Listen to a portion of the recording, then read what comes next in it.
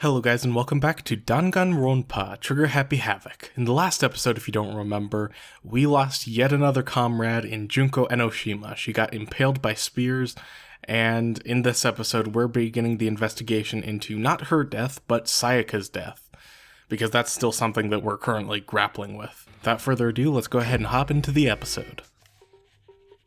He said that one line out loud, so I just imagine Makoto standing in the middle of the gym screaming that out loud to himself, and just like the echo, and like Chihiro and Hiro standing next to him and being like, "What the hell are you doing?" I guess I should look through the Monokuma file we got before. The victim was Sayaka Maezono. The time of death is estimated to be around 1:30 a.m. The body was discovered in Makoto's room in the dormitory. All evidence suggests that the death took place in the bathroom. The cause of death was a stab wound to the abdomen. There is also an injury to her right wrist. Specifically, the wrist appears to have suffered a fracture. We have no choice but to push forward if we want to find out what happened. Somehow, I have to find out the truth, so that we can all survive. And for Sayaka, I have to find out how she was killed. There's another instance of him speaking out loud instead of doing his internal monologue. That's something you only see with visual novel characters, is like them voicing their thoughts out loud next to people, and the people next to them just like not thinking it's weird at all. Anyway, I think the thing we should do first is head to the crime scene and investigate everything we can. We did go there before, but we almost immediately passed out and didn't really get a good look at the place, so might as well head back there. And Makoto says the same thing right here that I was just about to say, so I guess I made the right decision on where to go first. I remember in the anime adaptation of this game, Makoto's Japanese voice actress, Megumi Ogata, does like a really good, like, blood-curdling scream when Makoto first finds Sayaka's body. But yeah, Ogata is an incredibly great voice actress, so props to her. I'd better examine the state of my room a little closer. That might reveal something new. Let's start off with this sword right here, the one that we got from the gym, or the entrance to the gym at the very least, to protect ourselves. But I mean, if Sayaka tried to use the sword to defend herself, it must not have done a really good job because she's, dead. This is the replica sword I brought back for self-defense. Does this mean it was used in the attack somehow? And plus, it's been taken out of its sheath. I hadn't actually looked at the blade itself till now. I shouldn't be surprised it's coated in gold too. On top of that, some of the gold coating has come off the parts of the blade and the handle. Yeah, the handle especially is missing a lot of its coating. I remember the coating sticks to you even if you just touch it a little bit.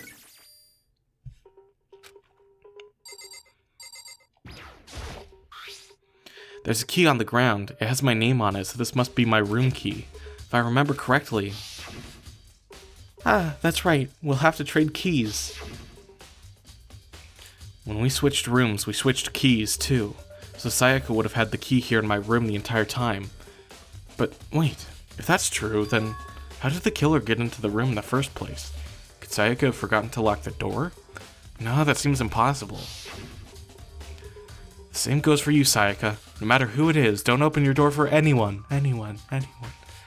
Even if I'm sure it's you, I absolutely won't open it. Otherwise, what's the point of even switching? After saying that, there's no way she would have forgotten to lock it or opened it for any reason. Well, maybe she dropped the key somewhere and someone else grabbed it or something? No, that's not possible either. Sayaka was in here when we switched rooms. And with how scared she was, she wouldn't have gone walking around, so she couldn't have dropped it. So, how did the killer... This is sort of I don't know if locked room mystery would be the right word, but a very interesting mystery nonetheless of how they could have possibly gotten into this locked room. Especially with how scared Sayaka was. Like Makoto mentioned, she definitely wouldn't have opened the door for anyone. This is the replica sword I brought back for self-defense. Does this mean it was used in the attack somehow? And plus, the sword's been taken out, so it's just the sheath, but... Huh? There's some scratches on the sheath. They must have been made with something sharp. But how'd the sheath get scratched up in the first place? Even if someone used the sword during the struggle, it doesn't make sense for the sheath to be damaged. I mean, if you're gonna attack someone with a sword, the first thing you do is unsheath it. A heavy sheath like this would only get in the way. It could just slide off in the middle of the fight. So, why are there scratches on the sheath? perhaps it was used for self-defense in some way. We move over to this lint roller here. It looks like there's way less than there was before. Did Sayaka see how dirty my room was and decide to clean up a little? The toolkit is still inside the drawer. I don't see any evidence that it's been used at all. Which makes sense, I guess. I mean, it's mine, and I haven't had any reason to open it. I can't even imagine a situation where I'd need a toolkit like this. Yeah, seriously. Oh, Mondo. We ain't exactly in the mood to be building fucking furniture, right? So you haven't used yours either, then? Not just me. Nobody's busted theirs out yet, as far as I know. Actually, we were just talking about it yesterday. None of the guys have opened their toolkits yet. It's like, why the hell would we? Sakura, do you think I'm guilty too? I try not to make assumptions like that. I simply don't know whether or not you did this. Whatever decision the rest of you come up with, I will follow your lead. I see. You know, I realized something while I was on guard duty. The killer could have already destroyed some evidence, right?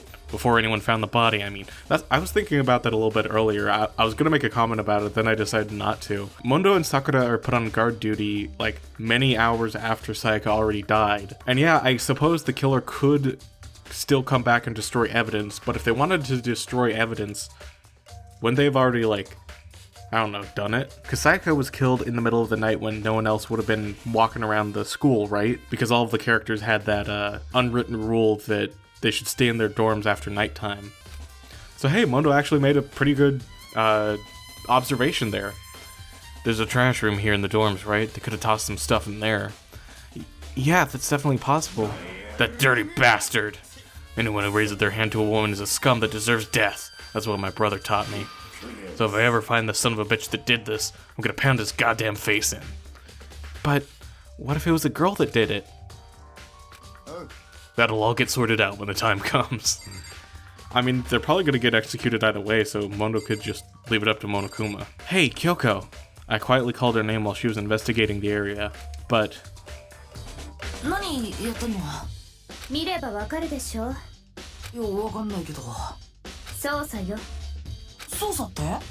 She was down on her knees, carefully inspecting every inch of my room. I don't know what she's doing exactly, but she seems to be concentrating pretty hard on it. But a few seconds later, she suddenly stood up straight and said, "Are you a clean freak?" Huh? No, I don't think so. But what?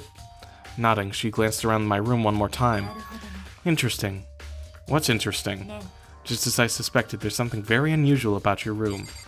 Just a little weird thing. Obviously, like, the, character sprites here are just supposed to, represent the fact that these characters are in the room and not exactly where their, positions are. But I find it kind of funny that Kyoko's all the way in this corner here, but when we actually talk to her, we see that she's, way over here in this corner of the room. Just, on the exact opposite side of where her sprite is. Just, a tiny thing that doesn't really matter too much, but... Unusual? What do you mean? I've searched your floor from one corner to another, and I didn't find one single strand of hair. Really? Not one hair from the victim, not one hair from you, even though you've been living in here. You know, now that you mention it, I noticed something while I was looking around before. It looked like the lint roller in my room had been used, but I never touched it. Could someone have used it to... Very interesting. Your room didn't have a single hair in it, and someone used your lint roller without your knowledge. In other words, someone other than you came in and scrubbed your room clean. Was it Sayaka or the killer? That's the question, isn't it? Well, if it's the killer, then that gives us a pretty good alibi for... Or I don't know if alibi is the correct word, but it gives pretty good evidence that we ourselves are not the killer in this situation. So hey, that's a positive. You know, our friend is dead, but at least we didn't do it. Anyways, no more dialogue from any of the other characters. Let's actually check out the crime scene. I should look around here first. I can check other spots later. What other spots have I not checked? Scratches on the wall? Scratches and gouges on my walls and bed. Is that evidence of a struggle? I guess that would be pretty important.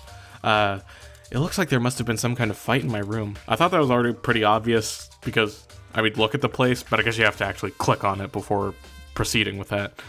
Damn it, I was right there in the other room. If only I'd heard something. That would not have been possible. Huh? Don't you remember? All our rooms are completely soundproof. So something could happen in the room right next to you, and there's no way you could know.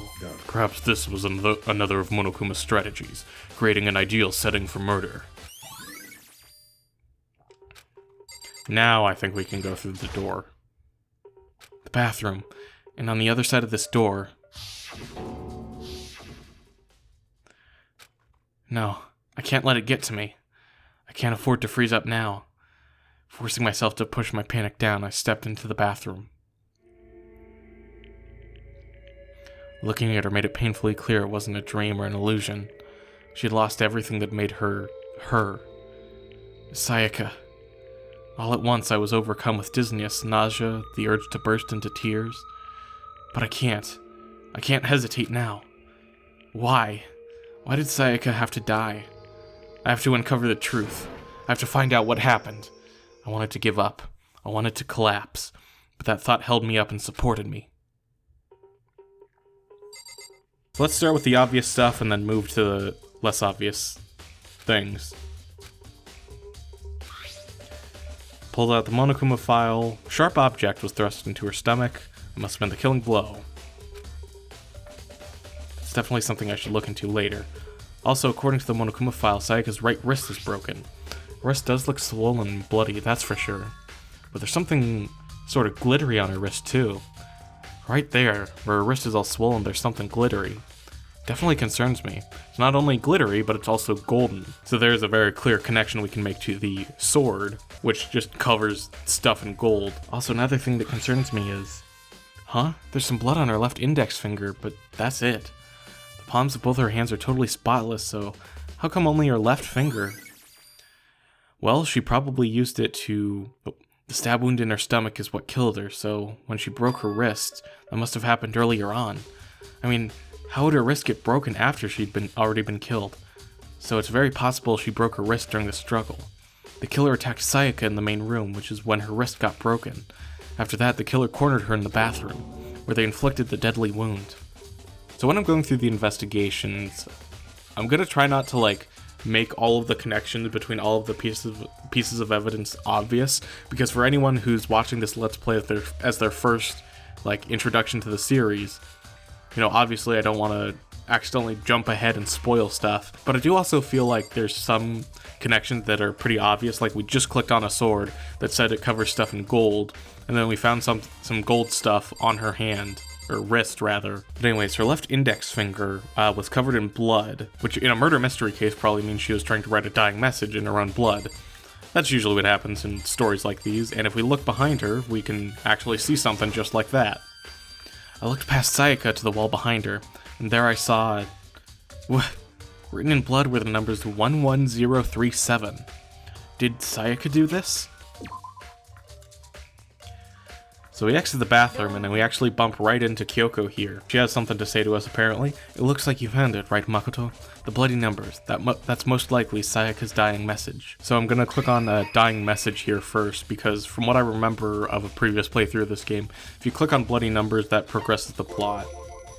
What do you mean by dying message? It's something a victim writes right before they die, usually as a way to tell people who killed them. But generally, whoever writes it doesn't make it totally obvious. They'll either write it somewhere the killer wouldn't notice, or write it out in code or something. Wow, that's pretty incredible. Have you ever heard of Ellery Queen? Who? Never mind. So that's a piece of dialogue that I think most people who have played this game have never seen, because when you're doing the reaction stuff, usually you're just going to click on the first thing, not knowing that that progresses the plot, not this second thing. That's kind of why I'm glad the reaction mechanic is gone in the future games, and why it's not in Danganronpa 2, Ultra Despair Girls V3, S, and presumably 2x2, because you can just lose out on little bits of dialogue if you don't click the right reaction. It's very rare, and usually it's just small flavor text, but usually if you're the type of person to play a visual novel like me, you'll usually want to see extra fun flavor text. But yeah, let's progress with the plot now. I've never seen something written in blood before. It really was her final message. It's as if she wrote it with life itself. You often talk like an aspiring poet. But the numbers she wrote, what do they mean? 11037. I have no idea what it could possibly mean. The way she wrote the numbers makes me think she wanted to use her body to block them. She wrote them in that location while she was sitting in the way we found her. It means that she must have wrote them by turning only her hand toward the wall. If you were to write something in that position, do you know what the result would be? The result? Think about it. You're not going to tell me? You need to uncover the mystery of this case yourself. Otherwise, the case will end and you'll remain unconvinced. I have no idea what you're trying to say. I'm trying to say it's because you're the protagonist and that you're being controlled by the player and the player needs to figure it out for themselves. It's obvious you're not going to tell me.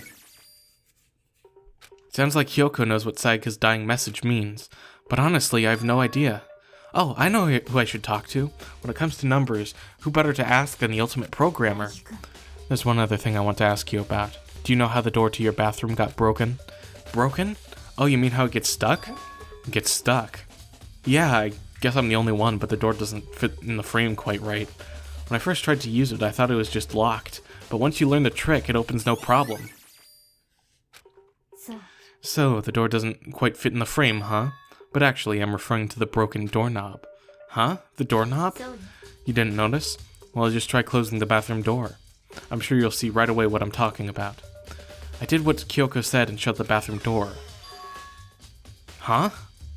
The doorknob. What the heck? The doorknob's practically about to fall off. Why is it like this? Someone must have used a screwdriver or something similar to unscrew it. Whatever it was obvious it was intentional. What? It was intentional? Why would someone want to do that? I guess maybe they were trying to get the door unlocked and ended up breaking the whole thing. But my bathroom doesn't have a lock on it. Only the girls' bathrooms can lock, right? She stood there for a while lost in thought. Then apparently, struck with a sudden realization, she shot a question at me. I have just one more question for you. You mentioned earlier that your bathroom door would get stuck, right? Did you tell anyone about that? Oh, well I did tell Sayaka about it last night when we switched rooms. So what you're saying is, only you and Sayaka knew about it. Interesting. She had the slightest hint of a smirk on her face. I got the sense that she really was starting to get into all of this. Then that clears that up. Huh? What clears what up? I'm so lost. Well, see you later. As if forgetting I was even there, she suddenly turned and left the room. I still don't really understand any of this, but I've already given my room a good once-over. Maybe I should look around somewhere else. I should start looking into where the murder weapon might have come from. And also, I should look into the DVD that Sayaka got. With Sayaka dead, I have no choice but to see for myself what was in that video. And on top of that, I'm sure there are some other areas worth checking out too. Maybe I should see what everyone else thinks. If they'll even talk to me, that is. So yeah, leaving our room right here, we have a few people to talk to. We have Byakuya, we have Hifumi, and we have Leon. Before we talk to them though, I want to bring up the last thing that Makoto mentioned at the end of his sort of monologue there. He mentioned that Sayaka had the DVD that she was freaking out over and how maybe that could tie into stuff. So if we actually go over to Sayaka's room to check that out and see if we can find her CD, for some reason, on Sayaka's dorm, it has Makoto's nameplate on it. And if we go over to Makoto's room, it's the same thing with Sayaka. And that's not just me getting the rooms mixed up or anything. If we look at the map, we can see that on the map, this is actually Makoto's room, but it says Sayaka on it. And the same thing for Sayaka's room, it says Makoto on it. Huh? This is Sayaka's room, right? But the nameplate has my name on it. Huh? This is definitely my room, but the nameplate has Sayaka's name on it. The nameplates on my room and Sayaka's room were switched? So all that effort I put into switching rooms without anyone knowing was totally pointless. But why would anyone do that? Anyways, let's go into Sayaka's room, the one with Makoto's name on it, and let's scrounge around for that CD. I think if we click on her bed or something like that, there's also... I thought there was like a mono coin that you could get in here somewhere. In her thing here, we can see her sewing kit, but other than that, there's nothing useful. We check her trash can. Yep, the DVD with Sayaka's name on it. Yeah, DVD is the right thing, not CD. CD is for music and stuff. Sayaka got really upset after seeing whatever was in that video. I wonder, what did she see? It might not be directly related to the case, but it might be worth checking out anyway. I'm sorry, Sayaka, I need to borrow this DVD. So I want to see if we can actually go check out what's on this DVD right away. Because there is actually a place we can go to check out the DVD. And it's the same place everyone else went to check out their DVDs. It's the AV room. Yeah, I think we could actually do this right now, so let's knock this out of the way and then... I should be able to use this to see what's on the DVD. The DVD that Sayaka threw in the garbage. Sat down in front of the screen and put the DVD in the player. And I pushed play, and the screen was dark for a few seconds, but then... an image slowly appeared. It looked like some kind of concert. And standing on stage, front and center, was a face I recognized all too well. I think I already mentioned this in a previous episode, but the two members of Sayaka's band on the left and on the right actually do, like, sort of reappear in some of the spin-offs. So I think that's kind of neat. We still, I don't think, ever get any information on the two characters standing to the left and to the right of Sayaka. So maybe after Danganronpa 2x2 releases, if they keep making more Danganronpa stuff, they could make content on those two characters. She was there, along with the friends she said had been so important to her. She's positively glowing there in front of the crowd, so full of life. Seeing that image made it even harder to accept that she was dead. That my vision started to blur and darken, and then, that voice I'd come to despise so much began to float out of the speakers.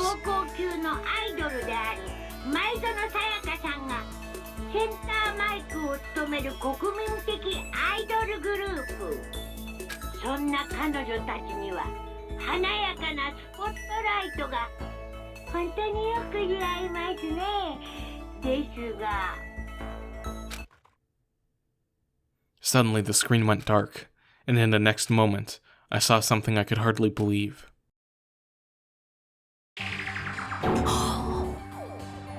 Sayaka had disappeared from the stage, which was now in ruins. But what I noticed even more than that was the figures of the other girls who had all simply collapsed.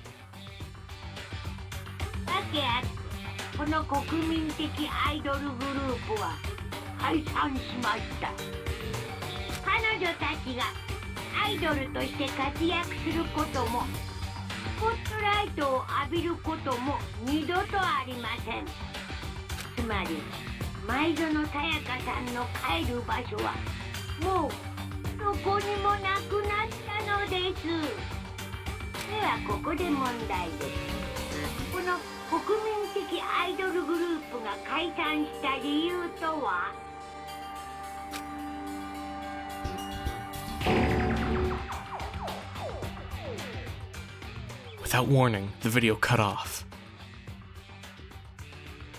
What the hell? That wasn't real, right? They're a super famous pop group. Everyone knows who they are.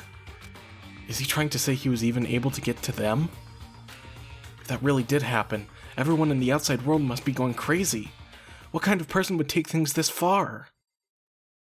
Danganronpa.